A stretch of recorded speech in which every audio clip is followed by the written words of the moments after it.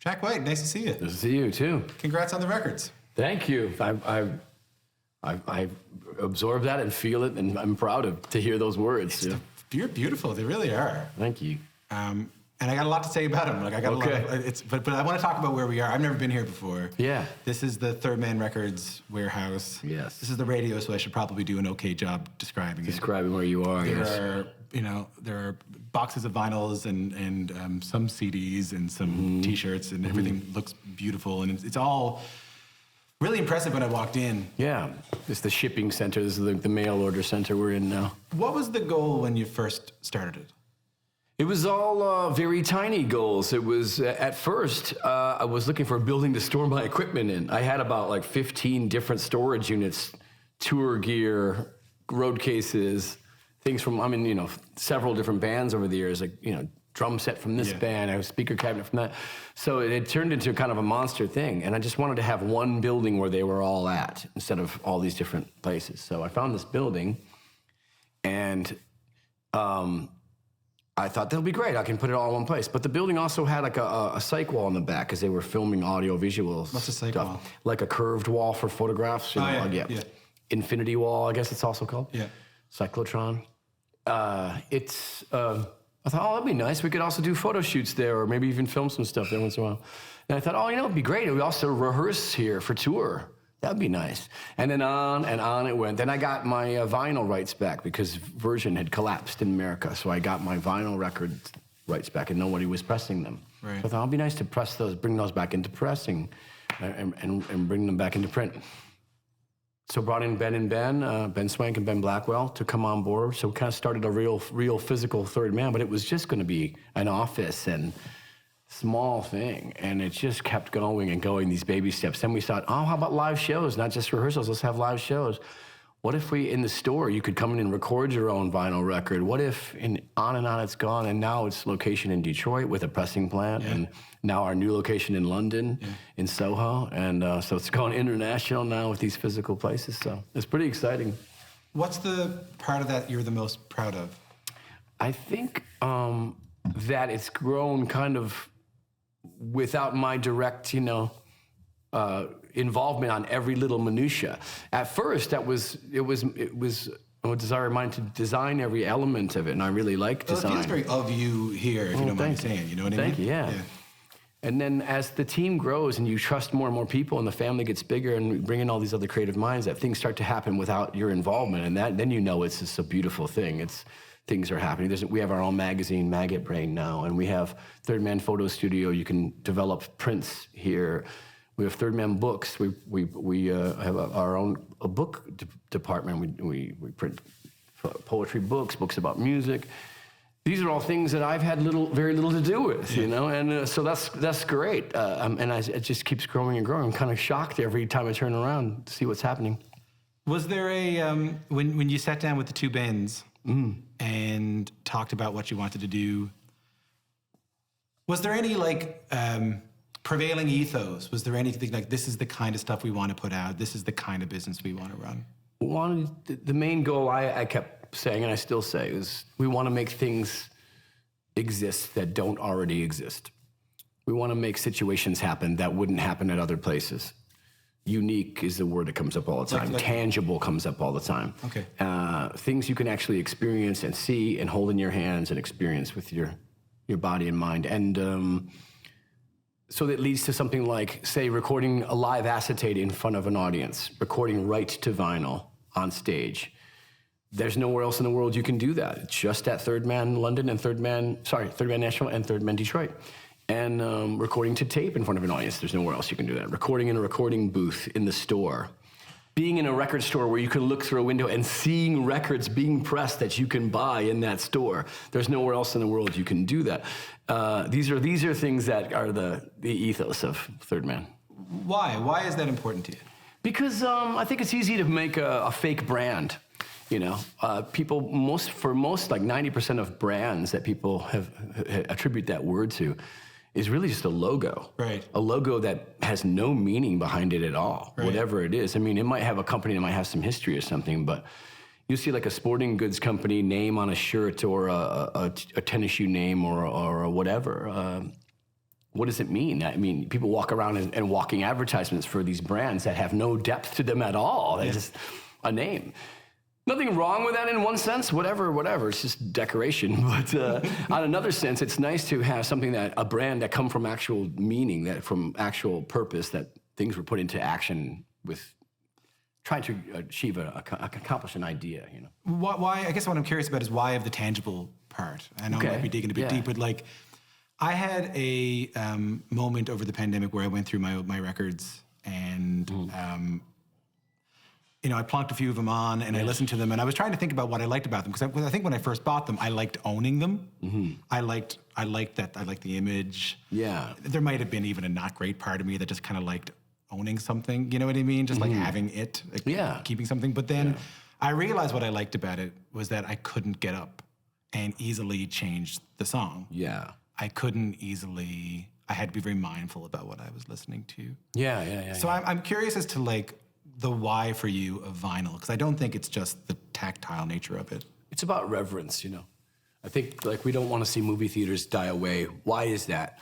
Well, the ease of use. You have a TV screen in your living room. Why can't you just watch the premiere of a movie right there with your family? The ease of use is incredible. Why not?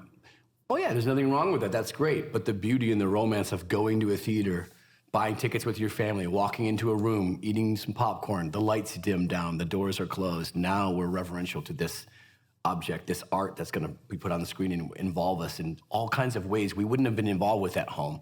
At home, the lights are on, the phone rings, someone's at the door, blah, blah, blah. Oh, can we pause it? I got to go do, you know. That's not reverential. That's experiential. You're having fun and you experience, but it's not reverential. And there's a difference. So you have to have both, I think.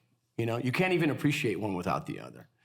It's really nice to be able to film on your phone. Yeah. That's awesome to be able to do that when something's happening. Yeah. And it's been great for progression in society, especially in the last 5 years, 10 years. And, but also if you get interested in film, you also have to know about real photography and real still frames and how there's 24 of those photos in each second and what goes into all that. And then you just dig deeper and deeper. All these things are for people who just want to, if you want to dig deeper, it's there. Let it be there, you know? Yeah, but I think you get, I'm getting ahead of myself, but I think you get mislabeled as the old technology dude. Oh, yeah. Because what I learned from the vinyl moment, and actually from going to your show, I think I told you this last time I saw you, that I went to the show in Toronto, and it was the one where you had to put the phones in the case. Yeah.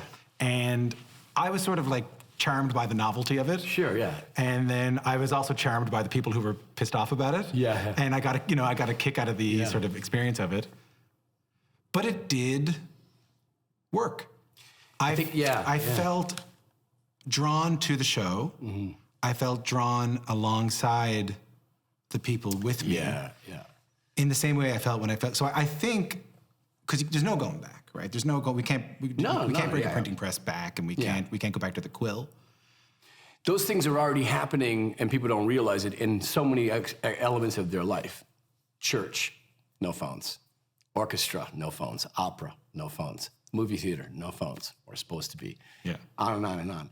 These things are already happening. It's just the rock and roll show was always left like there should be no rules because it's rock and roll and we should be able to do whatever we want. Well, we've already embraced the no smoking rule at a rock and roll show and embraced the security dividing things up so it's safe for people. So we've already, this is not a 1970s wild environment. You're holding on to elements of it and abandoning the other ones. So it's just a scenario of like being as reverential as you are in court or church or at the opera at this. Let's try this experiment out. And I have to say, I thought it wasn't gonna work. I thought people were gonna hate it across the board. Was it your idea? Did you pitch it? Yeah, but I had gotten it from comedians like Chappelle and Chris Rock had been using them. And I thought, it'd be crazy to try to experiment and see what people would do. I would thought people were gonna be pissed and not like it. And we'd abandon it quickly. But I got to tell you, it's almost zero how many people walk away who've actually experienced it. People who are grumbling are people who haven't experienced it. They're people who are hearing about it. But who have actually experienced it, almost zero complaints. And I think the reason is these beautiful things that happened that we didn't even think about, which was, how about the time between the opening band and the actual show, our show? They're both shows.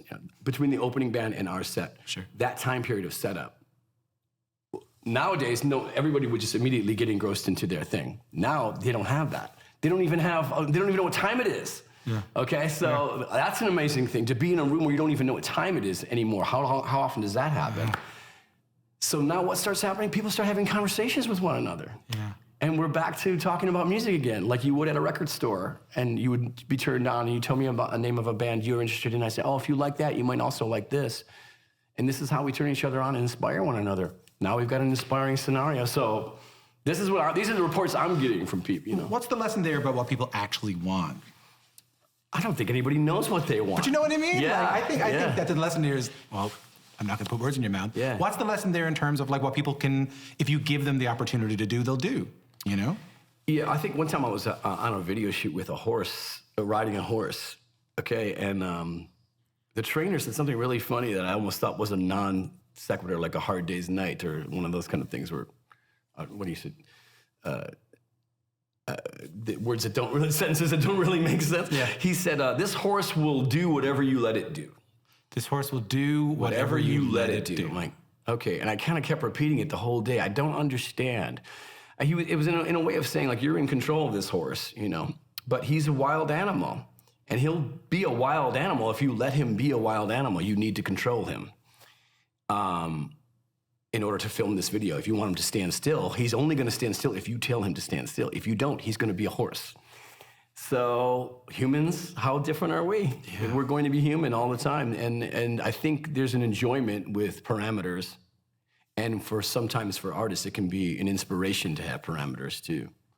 You get something out of it because it's a forced hand scenario. I think we don't realize we enjoy the beauty of going to a movie theater because of the parameters of it. Yeah, I think sometimes when you're limited by having 3 or 4 instruments, you can make even cooler stuff than you would if you had 10,000 instruments. I've been messing around with that for 30 years. There's a lot of instruments on one of those records, though. The one with what we're talking about. I could go back and forth. The cool thing about rules is, you know, especially when you're an artist, when you make them, I want to have this. Jack White, the cool thing about rules is... Well, where you go right there. I mean, most people would think a rule is not a good thing. It's always a negative thing. I don't think that's the case. I think there's a lot of beauty in it. You have the ability to break the rule. If you're an artist and you make a rule, if you say you're a painter and I'm only going to use oils, and then you break your own rule and you use watercolors, and you got something out of it. Well, it's because the rule existed. If it didn't exist, then there would be no breaking of it, and therefore no inspiration from breaking it. Yeah. On and on goes, you know, that path. So it's about like throwing roadblocks in your own path, you know. You're walking down this path, throwing grenades in front of yourself, throwing obstacles in front of yourself, and avoiding and dodging them, and coming out the other side with something different. But you can't do that if you don't have the path. I think if you don't give yourself the path, there's nothing to, you know. Or if you take the same path that everybody else is taking. I mean, that's boring. But they are catching up with you. I saw your video about encouraging major labels to, how do I put this? Increase their vinyl production, to do their own vinyl pressing. Sure, yeah. Yeah. It feels like that's a good problem to have, that the world needs so much vinyl that we need to build more plants. Yeah, it's great, actually. And it's just time for, I think that, you know, in 2009 when we started Third Man, we really got involved in the limited edition vinyl and color variants, tricolor records, glow-in-the-dark records, all kinds of things, some amazing, some gimmicky, just trying to turn people on, inspire people. And lines started forming around the block to get these records. And, you know, pretty soon in the next few years, you saw these record store days starting to have lines around the block and major labels getting involved. But still, at the time, people think, oh, this is cool. Vinyl's coming back for a minute. It's a little bit of a fad. Well, that's not a fad anymore. That was 12 years ago, 13 years ago. And now you got Taylor Swift pressing 9 different variants of her album on vinyl.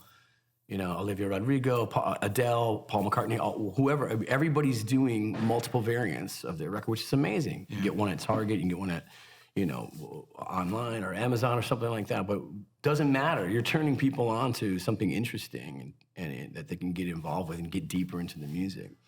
So it's time now for the major labels have to rebuild those plants again that they once had, you know, and because the demand is so high and it's only independent people like myself who own small plants who can handle that demand. And you know. I think I was 6 months. I put out a record 2 years ago. I think Did I was you? 6 months from. Yeah, you're looking at 10 now. Well, I was told, like, I thought that Probably was, when you did it was 6. yeah, and it's gotten out of control how long it takes to get a record pressed, right? Yeah, that used to be 4 or 6 weeks, you know. So what was the moment you decided to yourself, like, okay, I'm gonna do this. I'm gonna get up and kind of challenge the labels? It started about a year ago. I kind of thought, this is getting a little bit ridiculous now. I almost thought about going and having sit-down meetings and trying to do something together with the majors, with Third Man. Like, maybe we can build our own plants together. Yeah. But I think it's just way easier for them to just do it. They got more money than, you know. It'd be nothing for them. It's nothing, you know, $1 billion company. It's not that big of a deal. But I think that we're just too much in the mindset of 10 years ago, where it was maybe thought of as a fad. Did you hear from any of them? Yeah, I've heard some positive feedback where people are finding some interest in the idea. Some really interesting stuff, actually, that I can't say, but it's, yeah. Well, I won't gotcha. Okay. The environmental impact of all this stuff. Yeah. Because a streaming song, while it is hosted on a server, is not a thing. It's not wax. You know, this is something that's been on a lot of our minds right now. Like the environmental impact of a wax vinyl pressing plant. Have you given any thought to that? Well, some of it is interesting. Some of it can be negative. Some of it can be really positive. And the negative part is, if you make any kind of plastic or polyurethane or oil, petroleum-based thing, whatever, you're going to, if you make that and you throw it into the ocean or, you know, pollute the earth with it, that's a bad thing, and it takes a long time to disappear, obviously. So if you make it and put it on your shelf, and it's an object of reverence, and no harm done in that sense, you know. Maybe you can get into the idea of microplastics invading our bloodstream and all that stuff too. But on the good side, on the positive side of vinyl production and in a plant, it's just steam and water. So in that sense, there's nothing really toxic in that world. You're just using steam pressure to make. So there's not like toxic chemicals in the actual making of the record at the plant. You're using PVC pellets that have already been made. It is in itself a recycling. And then you can the vinyl that's already the reject vinyl can be ground up and repressed again. So that has upcycling. Recycling or upcycling potentials there too. I'm struck by what you said, that, you know, we're not talking about a waiting pool that you're going to buy 10 of on Amazon. You're talking about an object of reverence. Yeah. It's, I think a lot of things we buy contain, just to get it in your hand, contain all this packaging that's immediately thrown away. And that's not really the case with vinyl. I mean, you're giving it, I think the outside plastic wrap would be thrown away, but well, a lot of collectors won't do that. But the actual object itself would be just on your shelf. So I love that you're the vinyl. I'm just asking you questions about vinyl now. Yeah, you know, yeah, I'm here to talk about your record. I love that you're the vinyl guy. It's great to see. Yeah. So back to what I said. I really loved both records. Yeah. I loved them in different ways. And before I get into my nonsense on them, talk to me a little bit about how these came together. 2 separate records. Yeah. You were writing them kind of at the same time. Yeah, they were just songs to me, like, and lots of songs were coming through. And I kind of assumed as I got into like 10, 15 of them, like, oh, it looks like it's going to be an album. Yeah. And an eclectic one, like I usually produce, it seems like, over the years. I like eclectic records. I kind of not a big fan of a record, every song sounding like one idea, one mode, or one vibe. So I kind of thought it was going to be like that, but they kind of got so different from each other that the softer, somber ones were so different from the heavier ones. It really just wouldn't fit together. I had 2 playlists on my laptop, and I kept plucking them, and it was just nothing. It was like taking a speed metal song and putting it on a folk album. It wasn't working, and they just became their own worlds on their own, you know? And I thought, okay, well, I'll put out this heavier record now, coming out of the pandemic, the live shows happening. That seems like it making more sense, like the more electric, heavy thing would be good. But I thought, well, normally in the music business, this other record you would put out 2 years from now. And I thought, that's a shame. By the time we get to that, I'll have already moved on to something. And I wouldn't say I would not be interested in it, but it would be hard to be that first just born excitement, newborn baby thing. And so I thought, well, let's just put them on the same day. It's also not really a good business move, but I think it would be a good, and then that got into vinyl. We can't put them on the same day. Why not? Because we can't press all that many records and have them both ready for stores on the same day, or for mail order, or for the vault subscription, or anything ideas we have. So we had to separate it and put 3 months between them so that we could actually get them on the presses. You know, even if we enlisted other pressing plants to help us, we wouldn't have been able to meet the demand of just that. So even if you own your own pressing plant, kids, you still can't press your own records. That's my lesson. No, it's all going to be good because we figured out a clever way to do it. Are these pandemic-y songs? What I mean by that, are these songs you wrote during this great pause we were given? I was careful not to fall into any, like, you know, you start hearing words of, you know, everyone's writing the great American novel this in 2020. And they're all going to come out next year. If everyone had told me they were going to learn French during the pandemic, learn French, like Quebec could be twice the size right now, you know what I mean? Yeah. So I started falling into some of the things I had heard other people were doing, which was playing all the instruments yourself. I was doing that too. I thought, oh, well, I don't want to do too much of this because first of all, I never intended to play all instruments myself on something. I didn't think it was that interesting of an idea. I just, you know, almost maybe it's like an ego trip or something. Like I thought, but I do like the idea of playing with other people better. But I kind of was falling in that a little bit, and I had to rewind that. But you couldn't actually have a session with people in the studio at the time. So it was kind of a necessary thing. Did I hear a story that you went to Michigan, you went home? Yeah, that's right, yep. But I have a house in this designer, George Nelson, the mid-century modern designer. He only designed a couple of houses, and I'm lucky enough to be the caretaker of one in Kalamazoo, Michigan. And so I went there for a week and wrote. Yeah, I just wrote all day long, every day while I was there. Did I hear that you were fasting? Yeah, yeah. It was I think 5 days with no food, and then I wanted to see what I would write under those conditions, under that idea, being alone and fasting, to see what my brain and my body would come up with. Would I get frustrated? Would I get angry? Would I get upset? Would I be depressed? What the kind of lyrics would come out? Yeah, so maybe sometimes you'll get a song like "If I Died Tomorrow." Yeah. Maybe that comes out of that. I don't know. But also happy things came out of things like Queen of the Bees and these really things. So it's not. It's an interesting thing I was exploring and still explore, that what your body does. The amount of energy your body gets on the second, third day from that is outstanding.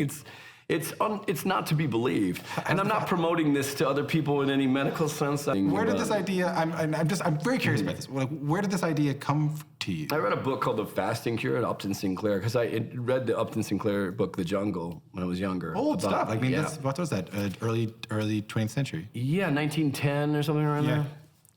And I had been reading some other retro futurism things, you know, this book called Looking Backward, and it was about somebody who gets trapped in the 1800s and wakes up in the year 2000.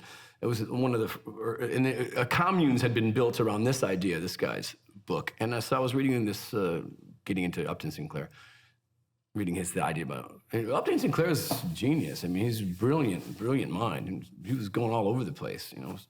And this was one of his explorations, was into this idea of fasting and how it could be a cure-all for all kinds of things. And I'm not some crystals and, you know, whatever, roots found in the forest cures things, whatever. I'm a more scientific-based person. Yeah. But I've been reading about autophagy too, this sort of Nobel Prize-winning concept of autophagy, of the body feeding off of itself when it's deprived of things. And I'm getting into a long, blown-out explanation, but that was just to show that it was coming from a place of sort of interest in the scientific aspect of this. When we were young, you know, when our species was, you know, younger, and caveman eras, you know, you wouldn't just eat 3 meals a day, you know. Yeah. You might eat, find some food, and you might not eat for a week. You might be hunting or looking for food and be scarce. It wasn't a consistent thing. And that's a 20th century invention, yeah. Breakfast, for example, was invented by Kellogg's and people like that. We weren't really meant to eat 3 meals a day. And what we eat for breakfast food is entirely created, and it's completely different than what people eat. It's full of sugar, and it's all kinds of things, you know. That's the best one is those TV commercials with the pancakes, the orange juice, and toast. It's like 6,000 calories. You're never meant to consume this as the species. So you do that. That's really interesting to me. You said you found because I figured the first day would be tough. Yeah. Second day probably tough too. Mm-hmm. And then some energy comes to you. some outstanding you cannot sleep energy. Your body's trying to get you to stay alive and find food.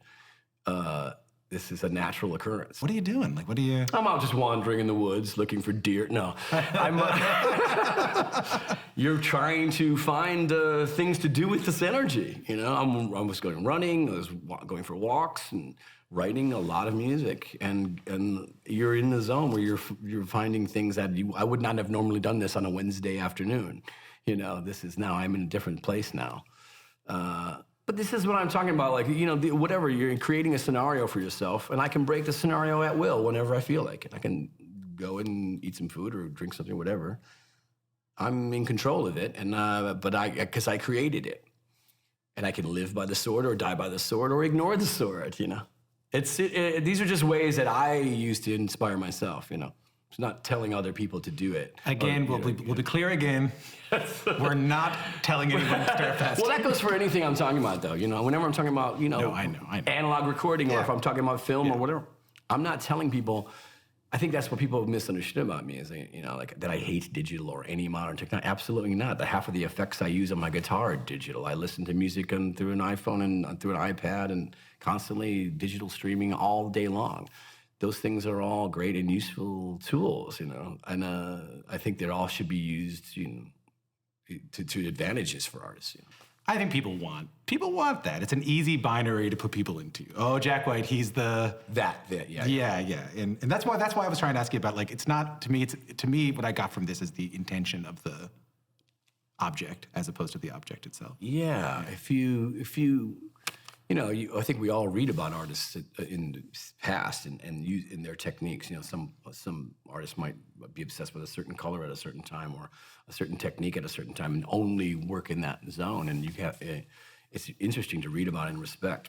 But it's harder for people who don't create in those ways to get inside of it and really see what it's about. You have to get it. You have to dig deeper sometimes. It's easy to label things and present them and take a photograph and, you know, give people a ta-da thing to latch onto, but it's harder to, I don't know, it's harder to even invite people into your world. You know, I always have to give sort of like a rough estimate or a rough soundbite of the things I'm really, and I don't dare say the things that are really incredibly meaningful to me because I don't want them to be trampled on, you know, and destroyed. So I give sort of the rough version of it. Would they be destroyed if they were misunderstood? No, just that it's, you know, something, if you put something out there that really means something to your heart and is, you know, very important to me and what I do or what I'm trying to work on, that it can be crushed because it could be labeled and put into some misunderstanding of, you know. And then you're questioning your own things that mean the most to you, your own ethics and your own ability to love what you create because now you've put it out there for judgment. I'm in, you know, because I say this because I'm in a business where I go on stage and I put a record on a shelf and I take a photograph or interview on camera. I'm putting myself up for judgment or putting myself up to share with other human beings these things. So it comes with the territory, a lot of that. But the good thing is you get to decide how much of it you let people into your heart, you know. And you get to challenge people. Fear of the Dawn is challenging in a really great way. Oh, thank you for saying that. So before we get into that part, can you just tell me a little bit about, paint me a picture of like what it felt like when you were actually making this music, recording this music, what it looked like? For some of it was probably not, it wouldn't have been that interesting to people because, you know, I might be playing a drum beat by myself and then playing a bass guitar by myself and then playing a piano part by myself. I mean, that wouldn't be that interesting to stand there and watch, you know. It'd be interesting to see a whole band of people perform and play together in a room. That's always interesting, you know. But it has a tremendous energy. Like, to have, like, when I first listened to it, and Mitch, our producer, we were talking about it, we didn't know anything about it. And we thought it was a live, off-the-floor record. I'm so glad to hear that. Do you know what I mean, though? That's so great to hear because it's scary to do that one piece at a time because I think it's missing the swing of a real band and the energy of a real band. And so maybe it was a good time for me to do that after, you know, whatever, 25 years or something of recording and learning about recording techniques because I'm able to actually falsify that energy in a good way that doesn't sound plastic or premeditated. It sounds alive. But I think some of that comes with maybe some of the experience of knowing this mic or that speaker or whatever. What do you learn about yourself as a musician doing that? I'm really, doesn't mean like the song sounds good, or the song's a good song, but there'll be moments where I say, oh, wow, I really can get that kick drum sound the way I imagine it now. Where back in 1998 or 2003, I didn't know how to do it. I was just an amateur at it. And I was attempting to learn, I want this to be a big explosive moment. And we would try, and it would be a 2-track thing with, oh, wow, you turn the bass up a little bit or something, and that's all we knew how to do. But now I can really use techniques that I've gathered over the years. So the funny thing is I just kept imagining, God, it would be so nice to go back and tell myself how to do this. Hey, put that down, go and buy that compressor. That's the one you need to do this idea back in the first White Stripes record or something. So but that's just the cool thing that comes with time. You kind of I always assumed when I was younger that artists got less and less ability to be present in the moment and be relevant to themselves and to other people and to be able to create with fire, something interesting. That wanes over time. And there's now great people, like the Dylans and Neil Youngs, showing us that this can go on for quite some time, that they can continuously produce interesting things. And so that's the good news. The other good news I'm learning is about myself is that I'm retaining some of this knowledge. But with my horrible memory that I have... You have a bad memory? I don't think I have a very good memory. So I have I can remember like 14 verses to a song, but not somebody's name I met 10 minutes ago. Yeah, I've heard you do all of ISIS. That's not easy. Yeah, that's a long one, isn't it? Yeah. So, the retaining of some of that knowledge in production and things like that, it's nice to. I'm proud of myself for that. All right, well, I've been holding off on this, but I'm going to do it. Can I get dorky about the record for a second? Sure. Yeah. So I've been getting ready for this interview, and I've been I see you constantly get asked this question and about Jack White, what's the future of rock and roll? Whatever happened? Whatever happened to good old rock and roll, Jack White? And I have a lot of thoughts on what people mean by that question, but I've noticed you answered it in a similar way a couple of times, where you talk about the spirit of making something oppositional, something groundbreaking, something challenging, and still being able to reach a lot of people. Mm-hmm. And the example I've seen you give a couple of times is Kendrick Lamar's To Pimp a Butterfly record, where he was able to bring in jazz, funk, and like someone like Thundercat, who is way more influenced by Frank Zappa than we might think. Like a lot of Zappa-ish. Oh, yeah. Needless to say, very weird music. Mm-hmm. And when I was listening to this record, I don't have a question, but when I was listening to this record, I was reminded that you love Captain Beefheart. I was reminded that you like challenging music, historically challenging music, 20th century music. Yeah. And that this genre of music, or this music that you're making, can be rewarded by that same exploration while still reaching a really big audience. Do you know what I mean? Yeah. If you just say, I don't have anything to say. But I know, I'm hearing you. I'm really glad to hear all of that. And it's great to see what Kendrick Lamar and Thundercat are doing and that they are digging deep into musical ideas, musical history, and pushing things forward. Because it should never be about nostalgia, No. If you're interested in a tone of a Fender Rhodes or this kind of jazz drum kit or whatever, if you want to just recreate some moment from 1957 or something, then that's not a good place to be. That's just dead. If you want to absorb some of that and see if you can twist it and synthesize with something new and then you're going to get to a new place, which should probably always be the goal. But you can also get to new places that other people don't find interesting. You can also get to new places that aren't going to be a top 10 hit or anything like that, or aren't going to be able to be played on the radio. Yeah. Sometimes you get to new places that just aren't very good, or people won't think they're good for 30 years. Who knows? Nobody liked Captain Beefheart when he was making Trout Mask Replica. Everyone hated that record. It took a long time for people to absorb that thing, and that's just a brilliant piece of work. And that was recorded in 4 hours. They recorded that album in one afternoon. And people are still deciphering it. So you never know what's going to happen, but what you want to see is you want to see those artists pushing, pushing, and you could see Kendrick pushing in different directions, and that's really great. What I think it would be great too is to see this generation, the next crop of teenagers or people who love music, the youth loving music, is to really get interested in what is making that sound I'm listening to right now. I love this Kendrick Lamar song. What is that instrument I'm hearing in the right channel? I think that's something that's maybe have gotten lost because of the loss of liner notes. It's just a theory. I don't know. But I think coming up, when I was younger, if my brothers, we were looking at liner notes. Oh, this is the guy who played bass on this track. He also played bass on that track. Oh, this is the same keyboard player from that other band. Okay. They look at the producer on this record. You knew what was making the sound. If you loved, Glenn Miller or Benny Goodman in the 40s, you knew it was, that's a clarinet, that's a saxophone, that's a Gene Krupa on drums. We're missing that a little bit? I just think it'd be something to help people get more involved in what they're loving. I love this track. Why do you love it? I don't know. Well, what's making the sound? I don't know. Okay.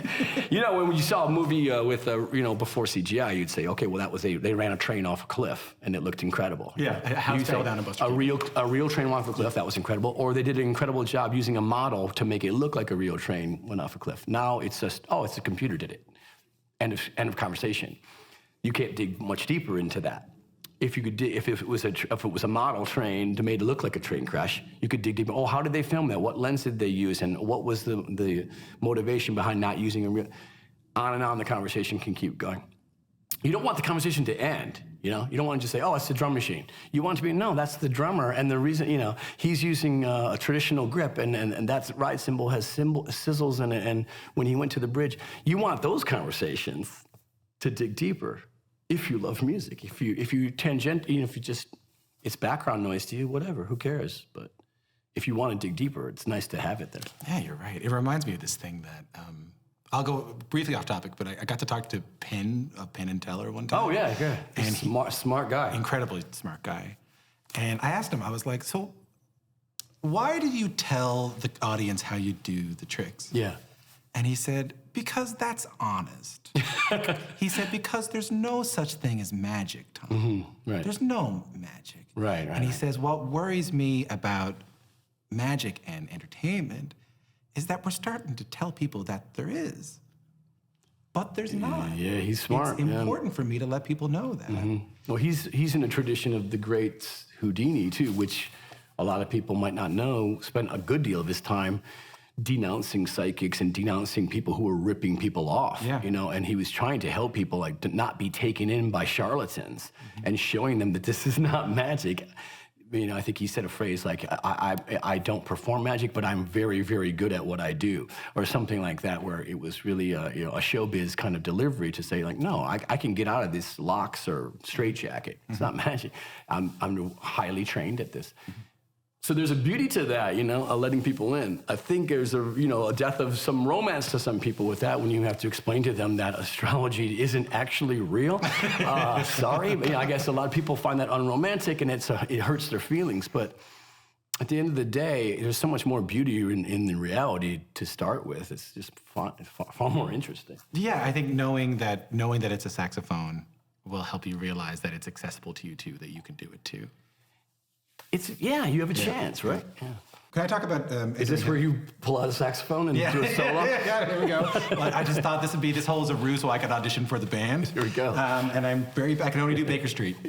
No problem. That's all I can do. I didn't even know there was the rest of Baker Street until recently, by the way. Part. I thought it was just that part. The rest of the song's great. Jerry Rafferty, come on. Well, first off, when I listen to it, I hear... It was funny you said, is that why I wrote songs like If I Die Tomorrow? And I've sort of wisened up to ask you too many questions about where your songs come from in your own life. But it does feel, these songs do somewhat feel personal to me. Am I onto anything there? I think there's no avoiding yourself when you're trying to make something happen, create something. But I do think the trend of everybody sort of publicly saying this song is about me and this song is about my girlfriend or my boyfriend or whatever, that's a little bit, for me personally, it's boring. I'm not saying other people shouldn't do that. It's just for me, I'm not that interested in it, Do you know what they're about? My songs? Yeah. I think it's the quick way to answer the question is they're really about these characters. They're just made up characters, you know. And I'm making this character be in this scenario and see how this person can get out of this scenario. You know, it could be male, it could be female, it could be whatever. It doesn't matter. It's personally not interesting to me to inject my own life into that character that much. You use your own experiences to educate, you know, yourself over the years, and you find, okay, well, that's how you make films. That's how you write songs. You have to have had life experience to inject that, but it doesn't have to be biographical. No, I understand. Yeah. Did you ever see that interview with Bob Dylan on 60 Minutes where he asks him, you know, like, how did you write "It's All Right, Mom, Only Bleeding"? And he was like, I don't know. Oh, yeah. He said, I wrote it in 5 minutes. Sure, yeah. And it just came to me, and I was a vessel for it. That's the. Is that true? I think those are the best moments. The funniest thing is you kind of find that the stuff you worked on for 30 seconds, people find more interesting than stuff you spent weeks on, and it can be really frustrating. And but I think you can't have those 30-second minutes unless you're actually engrossed in this thing and you're working hard on other things. And these ancillary moments pop out on the side, and people might enjoy those more than the stuff you're really working at. But you wouldn't get those little moments unless you were working at it. That's my theory. But you couldn't just go, I'm just gonna sit down for 30 seconds today, write a song, and then leave the room, and then I'll have that moment. You can't have that moment unless you're doing this. But the moment does exist. So. But it's almost like you could see, like, why does when a country hosts the Olympics, why do they have more medals than normal? Everyone's rooting for them. They've got this energy and this support. When the whole crowd is going nuts and the batter gets up in the bottom of the ninth and hits a home run, that wouldn't have happened without that vibe, that moment that had been set up and built up to this moment, and the crowd and the energy the crowd's giving them. I don't think that would have happened. You're feeding off of this. So, like, if you're hitting as an entertainer or a songwriter or a performer or whatever, you're hitting and people have got you, building you up. You're in a zone where you're a clutch hitter. Like, okay, can you now perform now and do it now? You know. We were, like for White Stripes, when we were feeling that vibe in London and things were exciting and people were being very supportive, and it feeling like the mainstream was starting to dig some of what we were doing, which blew our mind. And then we made Elephant in that scenario. Our probably our best well-received record was made under those conditions, because you've got the crowd cheering in the bottom of the ninth thing. What can you do right now? And that's when you're either can run away scared from it, or jump in and swim, or hit a home run. And sometimes, if you're lucky, those things will happen. And I guess as you go on, you got to find that in here. You got to find that stuff in here as opposed to from other people. Yeah, we have I was mentioning at Third Man, we have a live to acetate scenario, which is you record in front of a crowd, right to vinyl, no overdubbing, no mixing, it's done, the record's done. Yeah. That's scary. I mean, for some people, cannot handle it. Some people have, thought they could do it and decided not to do it at the last minute. Actually went through all the trouble of recording it and then didn't want us to put it out because they wanted to fix things on it and they couldn't be fixed. And like, okay, well then let's just not put it out. Couldn't live with the idea. There's so many questions that are brought to your mind, you know? It's bizarre. It's just turning on the record light and going, okay, what do you got? And some people thrive under those some circumstances, some don't. Do you think about your audience at all? Like, do you think when you put this record out, because I love Fear of the Dawn. It's a great rock record, and I got a kick out of it. I got a great time hearing weird intervals in a guitar solo and knowing that people are going to dig it. I just really loved it. Great, I really thank loved you. it. Yeah. But I really loved entering Heaven Alive because it made me feel a lot of different things in the way that. Great. So I always loved some of the quieter White Stripes songs. Yeah. I always loved, like, I was a big Dead Leaves of the Dirty Ground guy. You know what I mean? Like, do you think about what you would want an audience to take from a record like this? Does that cross your mind? Yeah, you sort of think about it, but even at your best moment, you're like, okay, I want people to feel this from this song, and they won't. They'll feel something else. Yeah. I want them to feel sadness right here, and they'll actually end up feeling joy on accident. You'll wonder, why did that happen? That doesn't make sense. It's in a minor key, for God's sakes. Well, Billie Jean was in a minor key too, and people got a lot of joy from that song, which probably had a sad vibe to it when written. You Are My Sunshine is like the saddest song sad. lyrically in the entire world. Yeah. And at the same time, so beautiful. And so, yeah, you have to be careful with what your intentions are. You can't get too married to them and involved in them because you probably get your heart broken. So I like to just try out ideas and see what it sort of means to me and what it possibly could mean to other people. And my hope is that it'll mean multiple things and not just one thing. I think that's a little bit dead to me, to just one idea. I'll try it. What does it mean to you when you listen to it? Which thing? The second record, The Entering Heaven Alive. What do you hear when you listen to it? What does it mean to you? It feels really exploratory. Yeah. It feels somber and exploratory. It doesn't, there's lots of ideas happening. Each song has a different sort of idea. And more so than if I had just intended to try to make a record that sounds like that, from scratch, I'm gonna make that kind of album. If I had just set out to do that, I don't think it would have sounded like this. I think it would have sounded more like every song kind of sounded the same, or made a country record where it just had one vibe from beginning to end. This kind of has its personality from the idea of it not having ever been meant to be together. These songs, they flow on their own, in their own way, because they really weren't supposed to really flow in this way, I guess is a way of explaining it. I'm struck by something you said when you said you can make a lifetime of music, but 30 seconds of that music can just be taken, and it can be taken in a completely different way. And so on the way here, Mitch, our producer, and I, we watched this video of, I think it was in the Euro Cup in 2016. And it was the football crowd in, I have it here if you want to see it. Chanting Seven Nation Army. Chanting Seven Nation Army. Yeah. Why do you think that, okay, well, first off, when did you first start to notice that song had become that? Somewhere around 2005-ish. I don't know the year of World Cups, but I remember Italy won the World Cup around that time, 2004 or 5. And that's when someone said the president of Italy chanted Seven Nation Army from a balcony to the crowd, to the celebrating crowd. And I thought, holy moly, wow, how could that possibly have ever happened? You know, and then was getting educated through how this started in the football world in Europe, and which we thought at that time, oh, that was great. That went to that moment, and okay.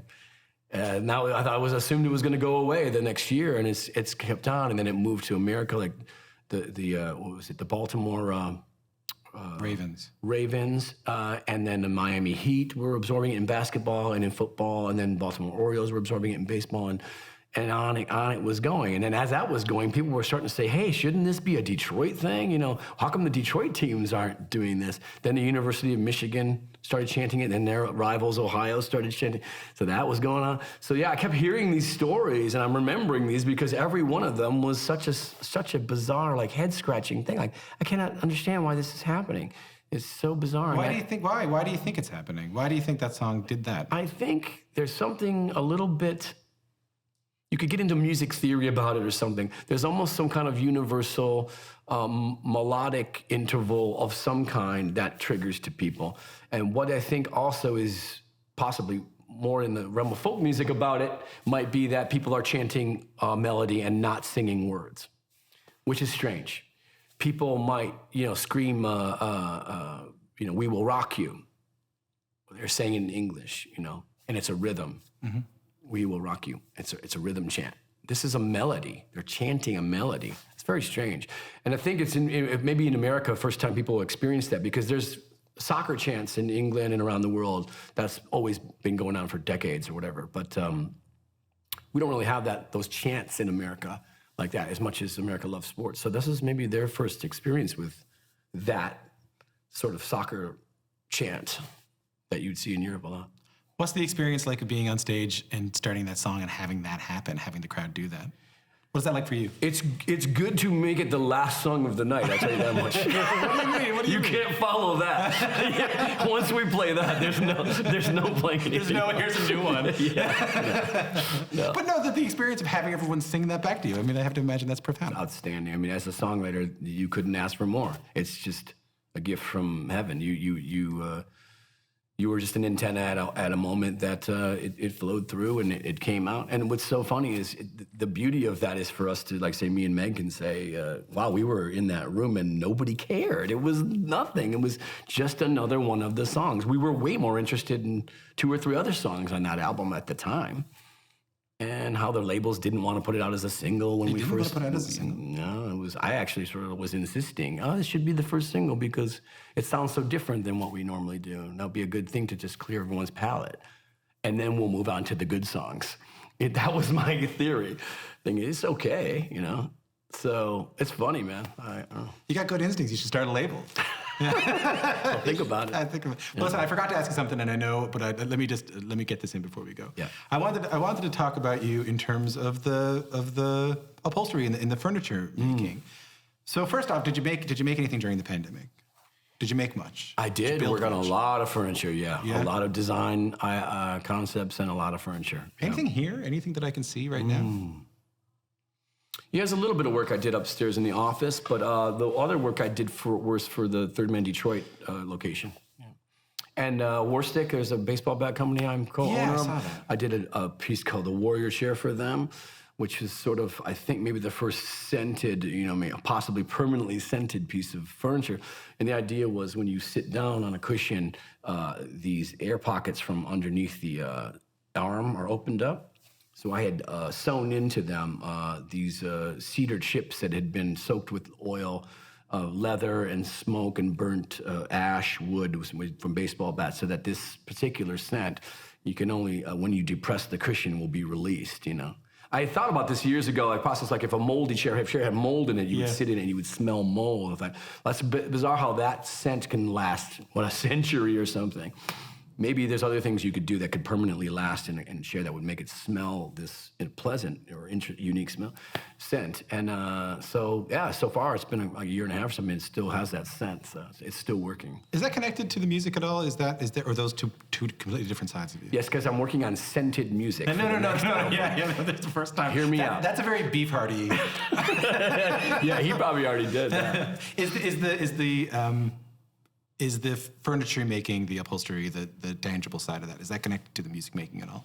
In a way, you're kind of sitting in my upholstery studio right now, because my studio in Detroit that I started off in, I did sculpture and I worked on furniture in the same place, and it was all yellow, black, and white. It was those 3 colors, and it all came from my tools. My sewing machine and my upholstery hand tools were yellow, black, and white, and it all came from that. I had a yellow van. I had delivered the furniture, and that box I lived in, it was a literal box, and that's where I created it, and I fed off of that. I kept feeding and feeding off of that.